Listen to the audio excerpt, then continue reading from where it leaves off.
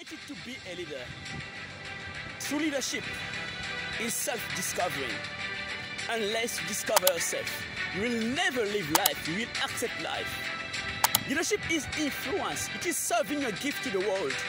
Who are you? Where do you come from? Why are you here? What should you do? And where are you heading to?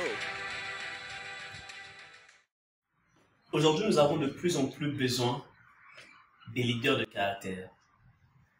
Et le caractère n'est vraiment caractère que s'il est conduit par une conviction profonde sur quelque chose. John Maxwell définit le leadership comme l'influence. Et il dit rien de plus, rien de moins. Nothing more, nothing less. C'est John Maxwell qui le dit précisément. Et lorsqu'on vient avec Mal Munro, il dit une chose très importante sur le leadership. Il dit que le leadership commence par la découverte de votre but. D'accord? Du but de vie. Et ce but de vie donne naissance à une conviction.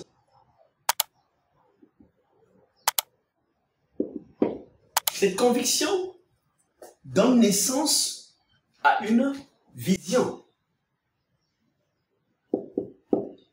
Et la vision motive la passion que vous avez précisément dans la vie. Et maintenant, cette passion est générée par l'inspiration. Ok? C'est pourquoi vous n'avez pas besoin de contrôler les gens. Vous n'avez pas besoin de dire « Suivez-moi pour être un leader ». Vous n'avez besoin que d'inspirer les gens. Une fois que vous inspirez les gens, automatiquement vous les influencez. Et c'est là que naît un leader. Un leader naît lorsqu'il inspire. Alors, la première chose, ce qui déclenche toute réussite dans votre vie, c'est la connaissance de votre identité. Who are you?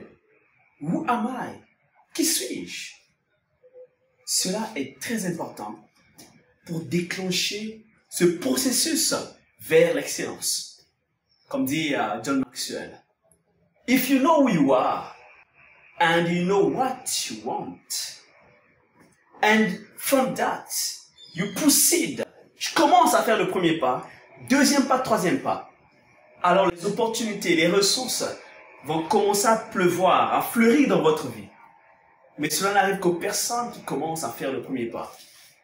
Alors, la découverte de soi donne une conviction. Si vous n'avez pas une chose dans la vie pour laquelle vous pouvez mourir, vous n'êtes pas encore un leader.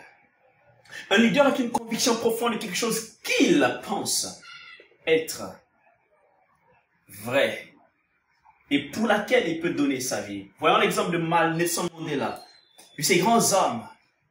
Martin Luther King, I have a dream. Ils avaient précisément cette conviction que cela pouvait arriver. Cela était précisément issu de la vision. Une vision bien fondée. Ça qui fait, disons, la pièce maîtresse d'un leader. Il a une vision. Et ta vision est motivée. Ou bien, ta vision motive ta passion. Tu ne peux avoir une passion sur quelque chose que si tu as une vision qui la motive. Et cela inspire des vies. Quand tu inspires des vies, tu deviens un homme influent. Et là, tu deviens un homme inarrêtable. Incroyable. Et tu avances. Tu avances encore. Les ressources, les opportunités vont commencer à pleuvoir dans ta vie. Mais par-dessus tout, connais-toi toi-même. Leadership is influence. C'est donc un processus de vie. It's a process of life. Alors, es-tu leader? À nous revoir à la prochaine édition. Dieu te bénisse. N'oublie pas, tu comptes beaucoup pour moi.